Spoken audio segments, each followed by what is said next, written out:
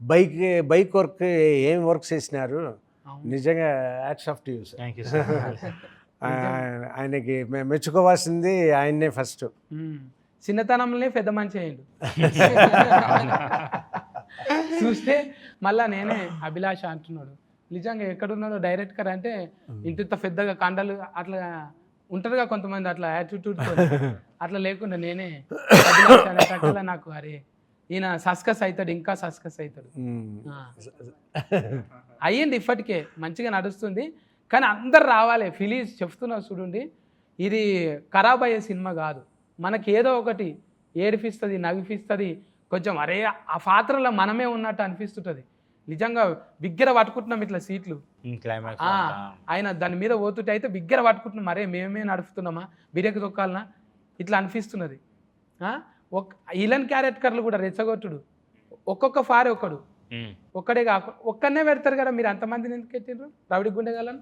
అంటే కాన్ఫ్లిక్ట్స్ రేసర్లు అంటే ఒక్కరే ఉంటారు కదా, చాలా మంది ఉంటారు. నేను హీరో విలన్ స్టోరీ చెప్పలే కదా, అందుకే ఇట్లా కథలు అలా వచ్చేది లేరు. ఇప్పుడు ఇంత కొడుకును మంచిగా చూసుకునేట ఆయన మళ్ళీ అరే కింద పడతావురా, దెబ్బలు తాకుతాయి, అది వద్దురా అంటారు.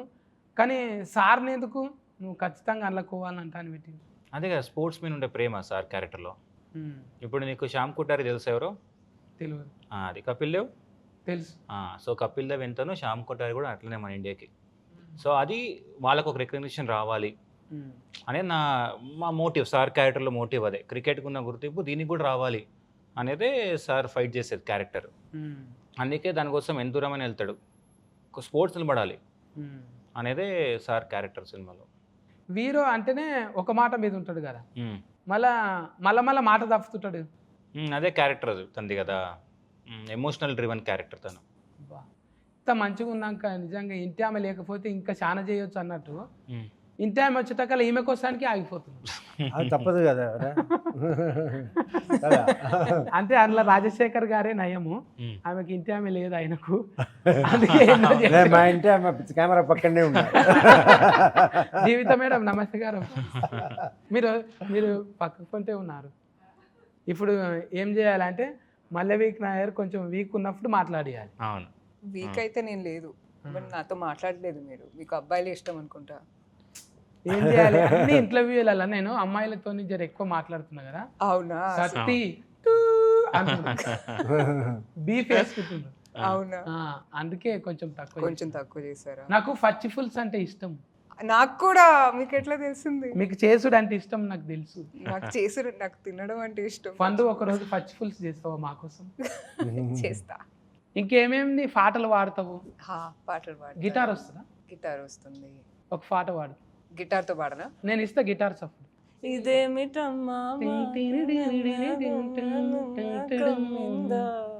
Super super. అవన్న అభిలాష్ అన్న, ఇప్పుడు కొడుకు మీద ప్రేమ మళ్ళా మనమడు వచ్చి మార్చేటట్టు ఎట్లా చేసినావు? కొడుకే మార్చేటట్టు చేయొచ్చు కదా. అదే కదా కథ. ఇప్పుడు నువ్వు చూస్తే చాలా సెటప్స్ పే ఆఫ్ చేసాం. ఇప్పుడు ఫస్ట్ హాఫ్లో వీళ్ళిద్దరు థియేటర్కి వెళ్తారు. ఎవరు? శర్వా అన్న వాళ్ళ కొడుకు ఇద్దరు థియేటర్కి వెళ్తారు. మళ్ళీ 90sలో ఉన్నప్పుడు రాజశేఖర్ గారు శర్వాన్ని తిడతాడు, ఎందుకురా వెళ్తావు థియేటర్స్ కానీ. మళ్ళీ ఏమవుతుంది, మనోడు వచ్చి తాతని థియేటర్ తీసుకెళ్ళి క్లాప్స్ కొట్టిస్తాడు, విజిల్ కొట్టిస్తాడు. అలా డిజైన్ చేసాం. ఇంకోటి బర్త్డే సీక్వెన్స్ కూడా ఉంది, నీకు గుర్తుందా? స్టార్టింగ్లో రాజశేఖర్ గారు శర్వా గారు బర్త్డే ఉంటే it just another day, don't waste your time అంటాడు. బట్ మనోడు వచ్చి గుంజుకొస్తాడు. అది థియేటర్ సీన్. తర్వాత ఒక మాంటేజ్ ఉంటుంది. సో బర్త్డే అక్కడ, సో గ్రీటింగ్ ఇస్తాడు. తర్వాత పే ఆఫ్ ఏముంటుంది, మనోడు వచ్చి సెలబ్రేట్ చేస్తాడు. సో అలా మేము మనోడే మార్చాడు. సో స్టోరీలో మీరు చూస్తే తన వల్లే విడిపోయారు, తనే వచ్చి కలిపాడు. అలా సర్కిల్ చేస్తాం. చాలా ఉందన్న ఫిలాసఫీ. అంటే ఒట్టిగానే ఏదో బాల్ బచ్చ సినిమా అయితే కాదు, చాలా ఫిలాసఫీ ఉన్నది. మెకానికల్ అంటేనే చాలా ఇది ఉంటారు సార్. పట్నంలో చూస్తుంటాం కదా, హైదరాబాద్ ఓల్డ్ సిటీలో, అరే చోటు బారా చలే బారా తెరా లేకావు తెరీ అంటే వాళ్ళు ఎందుకు అట్లుంటారు అంటే బాడీ లాంగ్వేజ్ అంతే కదా, వాళ్ళు అగ్రెసివ్. అదే కథ. ఇప్పుడు ఆ రేసర్లు ఏంటి జనరల్గా టఫ్ ఉంటారు, ఫిజికల్గా టఫ్ ఉంటారు, బట్ ఫ్యామిలీ వచ్చేటప్పటికి చాలా సెన్సిటివ్ వాళ్ళు. అదే నా స్టోరీ. నువ్వు అనుకుంటావు రేసర్లు అంటే టఫ్ అని, బట్ వాళ్ళ ఫ్యామిలీ లైఫ్కి వెళ్తే చాలా సెన్సిటివ్ పీపుల్ వాళ్ళు. అందుకే నువ్వు వీరో అన్న కూడా చాలా సార్లు ఓడగొట్టినావు ఆయన. అలా అలా నాయనను మంచిగా నిలబెట్టినావు సార్ను, కానీ ఆయనను చాలా సార్లు ఓడగొట్టినావు. అవును, ఎందుకంటే ఎమోషనల్గా తను చాలా సఫర్ అవుతుంటారు. ఇంటర్నల్ కాన్ఫ్లిక్ట్స్ ఎక్కువ క్యారెక్టర్కి. నువ్వు చూస్తే దీంట్లో సినిమాలో ఎక్స్టర్నల్ కాన్ఫ్లిక్ట్స్ కన్నా ఇంటర్నల్ కాన్ఫ్లిక్ట్స్ ఎక్కువ విత్ ఇన్ దెమ్ సెల్ఫ్. కొన్ని ఫాల్ర్ అయితే డైలాగులు విన్నప్పుడల్లా కార్జాలు కాలిపోయినట్టు అయినాయి. అవును నీకు ఆడ ముఖ్యం కాదు, మేము కూడా ముఖ్యమే కదా అవును అని అంటది కదా, అప్పుడు మస్తు కోపం వస్తుంది హీరోయిన్ మీద. ఆ. నువ్వు వచ్చిందే ఆయనను అది చూసి అదే వద్దంటే ఎట్లా అంటావు నువ్వు, దగ్గరికి రా అన్నట్టు. ఆ తర్వాత ఎట్లా అనిపించింది ఫుల్ మూవీ చూసాక? ఎలా ఇక నీ అంతా నువ్వు సఫర్ దాక్కున్నావు కదా, అప్పుడు మంచిగా అనిపించింది. ఓల్రితేనే జర కోపం వచ్చింది. ఇక కానీ తనేగా సపోర్ట్ చేసింది. బట్ ఏమైనా చేసుకోపో అన్నవి చూడు, అప్పుడు నచ్చినవి. అంటే నీకు ఫిలాసఫీ ఎక్కువ ఉన్నది. అవునా? లైఫ్ నవ్వుకుంటూ మాట్లాడుతున్నావు కానీ టాకీస్లకు పోయినాక మొత్తం ఏడిపిస్తుంది. ఒక్కొక్క అంటే ఏడుపు కాదు, అది ఒక ఆనంద పుష్పాలు. అవును అవును, అదేంటున్నా. ఇప్పుడు ఈ సినిమా కూడా చిన్న పిల్లల నుంచి కనెక్ట్ అవుతున్నారు. మీరు 13-14 ఇయర్స్ పిల్లలు కూడా వచ్చి క్లాప్స్ కొడుతున్నారు.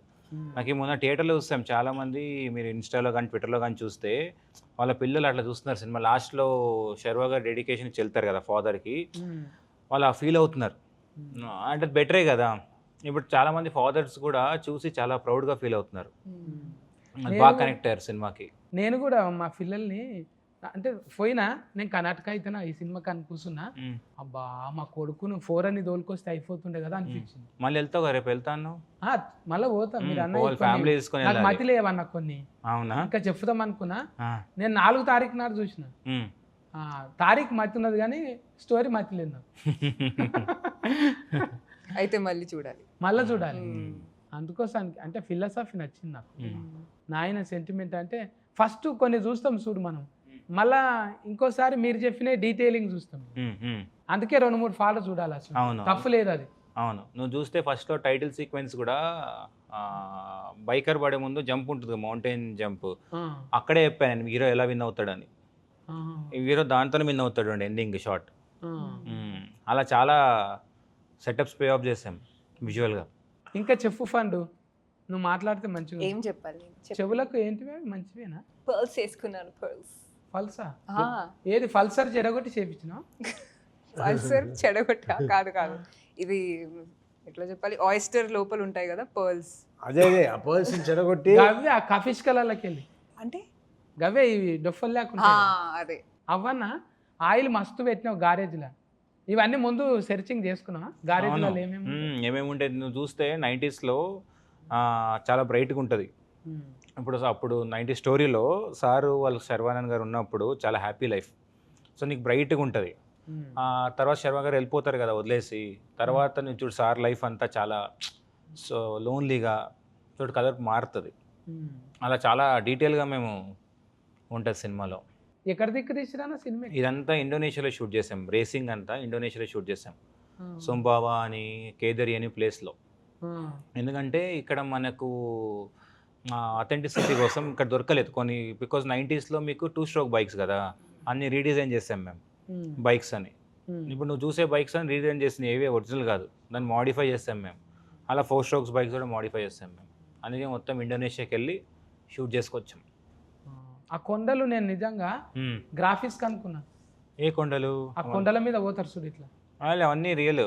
అక్కడ ఉంటుంది, అక్కడ మౌంట్, అక్కడ టెరెన్ ఉంది, అక్కడ అవన్నీ ఇండోనేషియాలో షూట్ చేస్తాం మేము. అమ్మా అది చూస్తుంటేనైతే మాకే ఇట్లా కురుఫులు వస్తున్నాయి. అవును, చాలా భయం. అవునవును, మంచిగా డ్రైవింగ్ చేసినావు అన్న సినిమానైతే. అవును, నువ్వు కూడా మంచిగా ఈ స్కూల్లో చదువుకున్నావు కానీ అన్నపూర్ణమ్మ స్టూడియో. నేను film school, Annapurna film school 2 years చేశాను మాస్టర్స్. నాగార్జున సార్ని కలిసినావు అప్పుడు? కలిసిన. నేను నా లూజర్ వెబ్ సిరీస్కి సార్ ప్రీ రిలీజ్ ఈవెంట్కి వచ్చారు గెస్ట్ లాగా. నాకు అందులో ఎడిటింగ్ కూడా నేర్చుకున్నావు అంట? ఎడిటింగ్, డైరెక్షన్, రైటింగ్ 3 నేర్చుకున్నా. అబ్బా ఫల్టీ టాలెంటెడ్ అన్నాను. అవును, చాలా 3 ఒకే కోర్సా? యా సార్, 3 ఒకటే. 2 yearsలో ఎడిటర్ లేకపోయినా నువ్వే చేసుకుంటావా? లేదు కష్టం. ఈ సినిమాలో ఎడిటర్ చాలా కీ రోల్ ప్లే చేశాడు. నీకు తెలుసా, తన నా జూనియరే. నువ్వు రేసింగ్ 300 TB వచ్చింది ఫుటేజ్. దాని 2 months కూర్చొని ఎడిట్ చేశాడు రేస్ సీక్వెన్స్లని. అబ్బా అంత ఈజీ కాదు ఇది, చాలా టీమ్ టఫ్. అందరు కూడా చాలా ఇప్పుడు మన స్టంట్ మాస్టర్ దిలీప్ గారు కానీ డిఓపి గారు ఇప్పుడు రేస్ సీక్వెన్స్ అని మది గారు షూట్ చేశారు, యువరాజ్ గారు అవైలబిలిటీ లేకున్నప్పుడు. సో అందరు కష్టపడ్డారు, ఆర్ట్ డిపార్ట్మెంట్ కానీ అందరూ. తెలుస్తుంది అన్న, అవును స్క్రీన్ మీద అవును మంచిగా తెలుస్తుంది అది. అందరిని అట్లా కట్టిపడేసింది. మంచిగా టీమును గ్యాదరింగ్ చేసుకొని ఊహించనంతగా, అసలు సార్ను ఊహించుకోలేము. ఇట్లుంటుంది ఆ క్యారెక్టర్. ఫ్యామిలీ కోసం ఒకలేక బయట వాళ్ళ కోసం ఒకలాగా ఆలోచన చేసే హీరోయిన్, అసలు ఒక్కొక్కసారి ఓడిపోయే హీరో, అసలు మనమడు కూడా ఒక పాఠం చెప్తాడు. ప్రతి ఒక్క క్యారెక్టర్కి ఇంపార్టెన్స్ ఉంటుంది. ప్రతి క్యారెక్టర్ చూడు సెటప్ నీట్గా ఉంటుంది, అంటే అన్నెసరీ క్యారెక్టర్లు సినిమాలో ఉండవు అని నువ్వు చెప్పా. అంటే ఇప్పుడు ఇప్పుడు ఫ్యామిలీలో ముగ్గురే ఉంటారు, ఎక్కువ మందిని పెట్టలేదు అన్నావు కదా, ఎందుకు వైఫ్ ఫోటో పెట్టలేదు అని. అది మన స్టోరీ కాదు కదా, సో అందుకే ఎక్కువ దాన్ని మీరు రిజిస్టర్ చేయలేదు.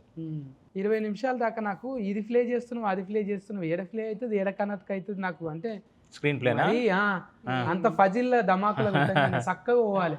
మీరేమో జిప్ అని ఇడ కట్ చేసి ఆడ్ ఓపెన్ చేస్తారు, ఆడ్ ఓపెనింగ్ చేసి, కానీ లాస్ట్కి వచ్చేటాక నా మంచిగానే అర్థమైంది. అవును, అంటే స్క్రీన్ ప్లే అలా డిజైన్ చేసాం, కూసబెట్టిరు. అవునవును.